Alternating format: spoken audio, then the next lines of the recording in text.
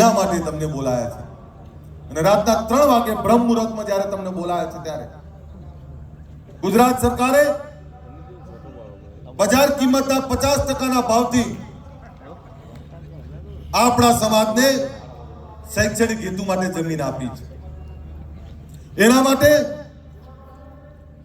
આદરણીય નરેન્દ્રભાઈ, અમિતભાઈને, ભૂપેન્દ્રભાઈનો આભાર માનું। પરંતુ મેં વાત એ પણ કરી કે સાહેબ અમારા સમાજ જોડે ફેક્ટરીઓ નથી, અમારા સમાજ જોડે એવા મોટા ધંધા રોજગાર નથી, મોંઘી પડે। પણ આપને ફરીથી કહું, મોંઘી ભલે પડે, લેવી તો પડે ને લેવી તો છે, અને એટલે લઈ લીધી છે। 5.5 થશે, નાના ભૂલકાઓ આપણા એ ભૂમિ પૂજન કરવાના છે। કોઈને એવું થાય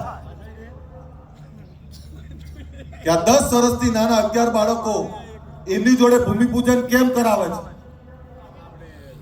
ત્યારે બાળકોને કહેવા માટે કે કાલ અમે જતા રહીશું, આ તારા માટે ભવ્ય ઇમારત બનાવી રહ્યા છે, આ એના માટે તારા જાતે તારું ભવિષ્યનું નિર્માણ કરવા માટે ભૂમિ પૂજન કરાઈ ગયું છે।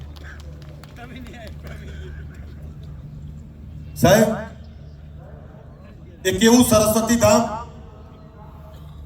જ્યાં યુપીએસસી જીપીએસસી ના ક્લાસ ચાલતા હોય, એક એવું સરસ્વતી ધામ જ્યાં અદ્યતન લાઇબ્રેરી હોય, એક એવું સરસ્વતી ધામ જ્યાં 2000 થી વધારે દીકરા દીકરીઓ રહી શકે, એક એવું સરસ્વતી ધામ જ્યાં સ્પર્ધાત્મક પરીક્ષાઓની તૈયારી થઈ શકે, એક એવું સરસ્વતી ધામ જ્યાં વિદેશ અભ્યાસ કે વિદેશ રોજગાર માટેનું માર્ગદર્શન મળી રહે, એક એવું સરસ્વતી ધામ કે સરકારની તમામ યોજનાઓની અમલવારી હોય।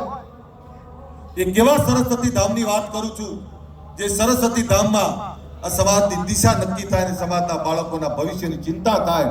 એ સરસ્વતી ધામનું આજે ભૂમિ પૂજન કરવાનું છે, એના માટે તમને બોલાયા છે। સાહેબ, એવું નથી કે આ સમાજના શ્રેષ્ઠીઓ કંઈ નથી કર્યું।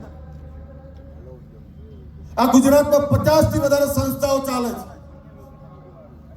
દરેક આગેવાન પોતપોતાની રીતે મથે છે, કરે છે, અને તમામ આગેવાનોને વંદન કરવા પડે।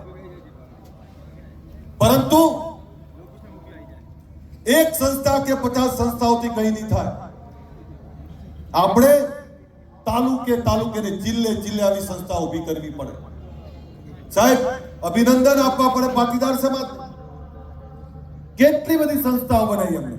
અભિનંદન આપવા પડે રબારી સમાજના રેક સંસ્થા મારી જ વિધાનસભામાં છે, ચૌધરી સમાજનું આંજણા ધામ મારી જ વિધાનસભામાં બને, પ્રજાપતિ સમાજનું ભવ્ય સંકુલનું ભૂમિપૂજન થઈ ગયું, એ પણ મારી જ વિધાનસભામાં બની, બ્રહ્મ સમાજનું ભવન પણ અહીંયા જ ચાલે, સરદાર ધામ પણ અહીંયા જ, અને આ જ બધાની વચ્ચે સરસ્વતી ધામ પણ આપણું ત્યાં જ બની રહ્યું છે।